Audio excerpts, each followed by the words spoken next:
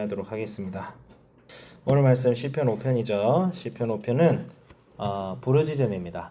하나님의 선하심과 정의를 부르짖고 악한 자들을 심판하고 그리고 악으로부터 자신을 건지시고 구원하시는 하나님을 바라는 부르짖는 그런 기도예요. 우리 시편과 성경 말씀을 여러분 묵상하면 우리 성경의 저자들이 하나님 앞에 토로했던 가장 큰 주제가 뭐였냐면 감사와 찬양도 있지만 바로 고통이에요. 너무 힘듭니다, 주님. 너무 고통스럽습니다, 주님.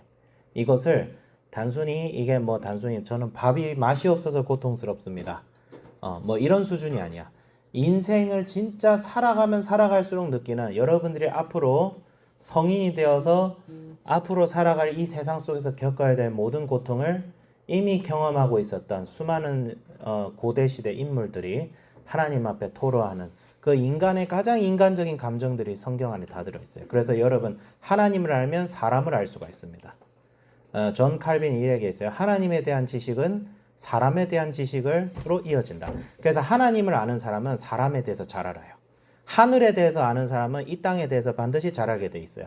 왜냐하면 성령의 지혜가 통찰력을 주어서 하나님을 알기 때문에 하나님께서 만드신 이 세상이 어떤 세상인지에 대한 본질을 꿰뚫는 지혜가 생겨요. 하나님을 아는 자는 이 세상을 알고요. 하나님을 아는 자는 사람을 압니다. 하나님을 알기 때문에 우리는 이 세상을 어떻게 살아가야 될지에 대한 지혜를 얻을 수가 있어요. 근데 지혜는 뭐예요? 바로 이 땅에는 고통이 가득하다는 거예요. 이 땅에는 힘듦이 가득한 세상입니다. 여러분들의 이 땅을 살아가면서 제가 한 가지 단연코 얘기할게요. 저는 여러분들한테 빈말하는 거 별로 좋아하지 않아요. 선생님이 좋아하는 거는 여러분들에게 있지도 않은 어디 아름다운 세상을 약속하는 게 아니라 힘들고 어렵지만 반드시 여러분이 마주할 수밖에 없는 현실을 먼저 일깨워주고 그 현실을 돌파하기 위해서 십자가에 달리신 그리스도를 바라보라는 냉정한 충고밖에 없습니다. 그것이 설교자의 자세이고 그것이 복음을 전하는 자의 자세가 돼야 돼요. 우리의 위로는 십자가에 달리신 그리스도 외에 다른 거 없습니다. 인간적으로 위로하려고 하지 마세요. 인간적인 위로는 싸구려입니다. 선생님 단연코 얘기합니다. 인간적인 위로는 결코 위로가 되지 않아요. 진통제 처방한다고 병이 고쳐지는 게 아니란 말이에요. 그러면 예수님께서 십자가에 달리실 이유가 없지. 그냥 예수님 아이고 니 착하대 하고 그냥 다시 올라가시면 되지. 뭐하러 하나님의 아들이신 그 존귀하신 그분께서 비천한 사람의 형상을 입고 나타나서 십자가에서 개만도 못한 죽임을 당합니까? 그 정도로 세상이 약하다는 거예요, 여러분. 여러분이 세상을 살면서 선택할 수 있는 건 두 가지밖에 없습니다. 여러분은 이 세상 속에서 반드시 고통을 당할 것이고 반드시 마음의 상처를 입을 것이고 반드시 누군가에게 배신을 당할 것이고 반드시 누군가에게 인격적인 모욕을 당할 것인데 무엇을 위해서 고통받으면서 살아가시겠습니까? 이게 나는 여러분이 인생 속에 할 수 있는 선택이라고 생각해. 하나님이 나를 안 부르시면 난 평범하게 살 수 있겠지. 그거는요 개소리예요. 착각이에요.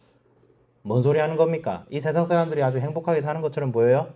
여러분 세상 사람들이 행복해 보여요? 여러분 저 밖에서 지금도 고물에 지금도 폐지를 주우러 다시는 할아버지 할머니들 얼마나 많은지 모르겠어. 지금도 웬만한 직장을 가지지 못해서 집도 없이 그냥 하루하루 벌어서 먹고 사는 사람들 이 세상에 굉장히 많아요, 여러분. 세상이 행복해 보이세요? 하나님 떠나서 살면 행복해 보이세요? 하나님이 우리를 부르시고 우리를 이 땅에 세우신 그 목적대로 살지 않으면 행복해 보이세요? 안 행복하다고. 나는 우리가 가진 가장 큰 착각이 여기 있다고 생각해요. 하나님이 주신 십자가는 생각보다 무겁습니다. 하지만 사망으로 향하는 고통보다는 낫습니다. 이 세상 사람들은 분명히 고통당하고 슬퍼하고 짓눌려 있어요. 세련되게 사는 것 같아 보이지만 암세포가 온몸에 번져 있는데 밖에 나갈 때 화장을 해서 자신의 창백한 피부를 겨우 지우는 화장에 불과한 거야. 사람들은 화장하는 거는 잘해. 하지만 그 속에 감추어져 있는 것은 병들고 지치고 죽어가는 육체에 불과합니다. 그게 인간의 본질이에요, 여러분. 그게 인간의 본질이에요. 그게 인간의 선생님이 괜히 염세주의 아니에요. 선생님 염세주의적으로 안 살고 싶어. 근데 선생님 염세주의가 된 거 오래야.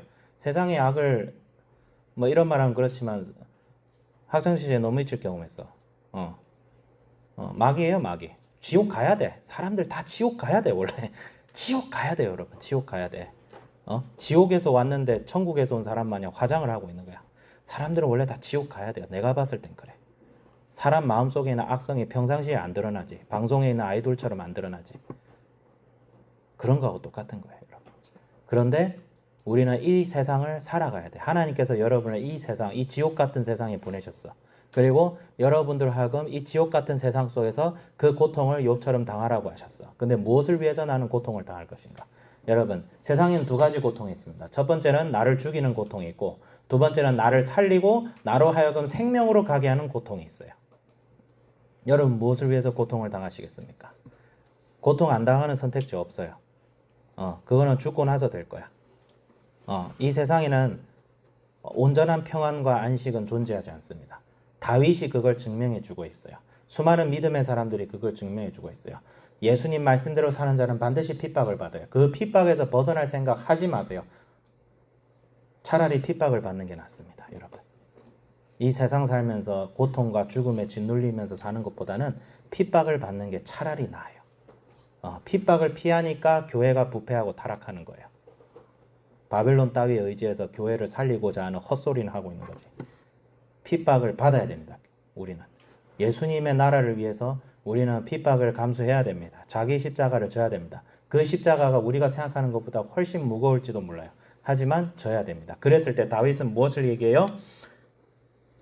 부르짖습니다. 첫 번째, 다윗은 철저하게 밤낮으로 부르짖어요. 기도해야 됩니다. 부르짖어요. 이거 우리 힘으로 십자가 못 집니다, 여러분. 자기 십자가를 지고 나를 따르라 라고 하는데 이 십자가 작은 십자가 아닙니다. 우리는 뭐 예수님의 십자가는 크니까 내 십자가는 작지라고 생각하는데 생각보다 십자가 무겁습니다.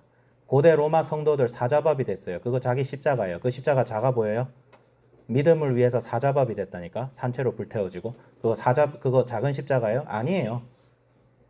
우리가 짊어질 십자가가 그런 단숨에 죽임당하는 십자가는 아닐 수도 있지만 여러분이 앞으로 짊어져야 될 십자가가 작은 거라는 생각하지 마세요. 성경에는 십자가가 작다는 얘기 안 나와 있어요. 자기 십자가라고 했지 작은 십자가라고 한 적 없어요. 근데 그 십자가를 짊어지지 않으면 여러분들이 져야 될 것은 이 세상의 무거운 질고입니다. 착고입니다. 발에 노예가 달린 착고를 차고 바다에 뛰어드는 것과 같은 사망의 고통, 질식을 당하는 그 고통을 세상을 사람들은. 그러니까 사람들이 자살하는 거예요, 여러분. 근데 어떻게 돼 있어요? 4절에 주는 죄악을 기뻐하는 신이 아니시며 악이 주와 함께 머물지 못하며 오만한 자들 주의 목전에 서지 못하리다. 그러니까 이런 고통을 당하는 중에 다윗은 하나님을 바라보고 하나님께서 정의를 행하실 것을 요구합니다. 그리고 기대합니다. 그리고 뭐라고 하죠? 8절에 여호와여 나의 원수들을 말미암아 주의 의로 나를 인도하시고 주의 길을 내 목전에서 곧게 하소서. 하나님 앞에 무엇을 구하는 거예요? 정의를 구하는 거예요. 정의는 뭐예요? 정의는 선으로 하여금 악을 이기게 하는 것이 정의예요. 그럼 선과 악의 기준은 뭐예요? 바로 하나님의 무엇하시고 하나님의 정확하신 말씀이에요. 하나님의 말씀이 기준이 되었을 때 십계명만 봐도 알 수 있죠? 살인하지 말라, 거짓 증거하지 말라. 근데 살인하죠. 말로 엄청 살인하죠. 남을 사기치고 등쳐먹고 부자가 되려는 사람 너무 많아요. 그랬을 때 하나님의 정의가 이 땅에서 별로 실현이 안 되는 것 같아 보이지만 하나님께서는 지금도 이 땅에 정의를 행하시는 하나님이라는 사실을 우리는 느낄 수 있어요. 선생님은 하나님을 바라보면서 선생님이 그렇게 신앙이 좋은 사람은 아니지만 선생님은 그 십자가에 달리신 예수님과 그 예수님께서 역사 속에서 어떻게 운행하시고 교회를 이끄시는 것을 보면서 난 이걸 느끼는 게 뭐냐면 분명히 하나님이 지라고 하신 그 십자가를 지고 인생을 살아가면 언젠간 그 길의 끝에는 하나님의 나라가 세워지겠구나라는 건 확신해요. 근데 그것이 과연 내 살아생전에 이루어질 것인가 라는 건 불확실해. 그런 느낌이야. 분명히 이 길의 끝에는 하나님의 나라가 있어요. 하지만 그 길을 내가 그 길의 결승선을 내 살아생전에 볼 수 있을까? 이거는 약간 미지수야. 선생님은 그래요. 여러분들도 느끼게 될 겁니다. 그런데 여러분 십자가를 지십시오. 십자가를 질 때 은혜가 임하는 거예요. 십자가를 질 때 하나님의 평안과 사랑과 은혜를 입는 거예요. 유교에 이런 말이 있습니다. 70살이 되면 종심이라는 말이 있어요. 종심이 뭐냐면 마음이 가는 대로 살아도 법에 어긋나지 않게 살 수 있는 마음을 종심이라고 해요. 마음이 가는 대로 사는데 법에 어긋나지 않게 살아갈 수 있는 나이가 70대래. 그게 공자가 한 말인데 선생님 이 말을 왜 하냐면 성령에 잡혀있는 사람이 그와 같은 마음이야.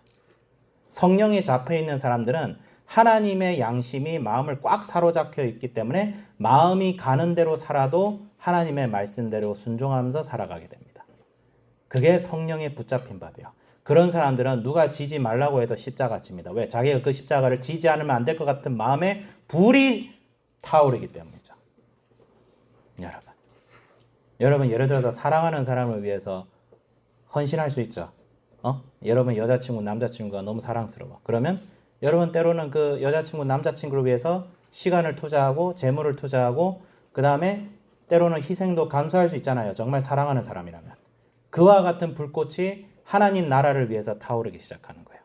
그게 예수님을 사랑하는 마음이 생기는 거예요. 여러분 신앙생활을 하면서 선생님의 이 시편을 보면서 참 마음이 그래요. 아, 다윗이 갔던 길이 그런 길이었구나. 다윗이 왕이 됐다고 잘 먹고 잘 살았다 생각하면 안 돼요. 다윗의 일생은 고통의 일생이었어요. 사울 때문에 추격을 피해서 도망가다가 잠깐의 전성기를 맞다가 밧세바 사건으로 해서 다윗은 끊임없이 추락합니다. 다윗의 인생의 절반 이상은 고통의 인생이었어요.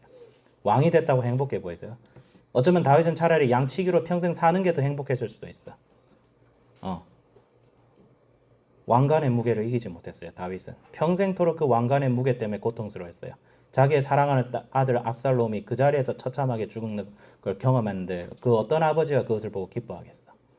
그지만 다윗은 그런 상황에서도 하나님의 은혜를 찾았어요. 그래서 여러분의 인생이 고통 가운데 있을 때에 하나님을 발견하면 그 고통을 이기는 희락과 기쁨이 같이 임합니다.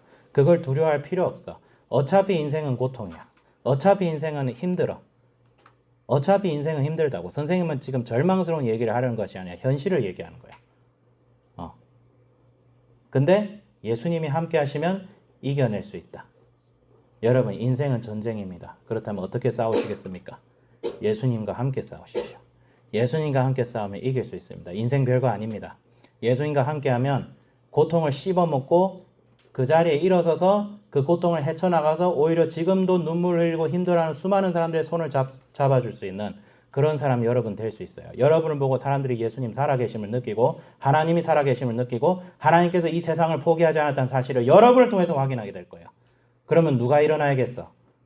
여러분이 일어나야지. 여러분이라도 일어나야지. 그래야 이 망할 것 같은 세상 속에서 빛이 보일 거 아니에요. 여러분이 한 비전의 목적은 이 고통받는 세상 속에서 여러분들도 이 세상의 고통을 감내해야 될 텐데 이 다윗과 같이 예수님을 부르짖고 예수님을 붙잡고 예수님과 함께 인생을 이겨나가는 모습으로 그것 자체가 이미 예수님이 살아계시다는 복음의 선포가 되어서 수많은 사람들의 영혼을 구원하는 것이 여러분의 삶이 돼야 돼요. 여러분이 무엇을 하든지 간에 어떤 직장을 가지든지 간에 그런 삶의 모습이 보여졌으면 좋겠어요. 그런 삶은요 굉장히 고귀하고요 졸라게 멋있는 삶이에요. 한 번 사는 인생 멋있게 좀 삽시다. 선생님도 멋있게 살고 싶어. 좀 멋있진 않지만 일단 몸이 너무 부풀었어. 이건 멋있지 않아. 좀 멋있게 살고 선생님도 멋있게 살고 싶어. 나름 멋있다고 생각해. 근데 물론 다른 사람은 인정 안 해주겠지만 뭐 알바노 어쨌든 멋있게 한번 살아가 봅시다. 알겠죠? 다윗과 같이 부르짖는 인생을 삽시다. 자, 기도하겠습니다.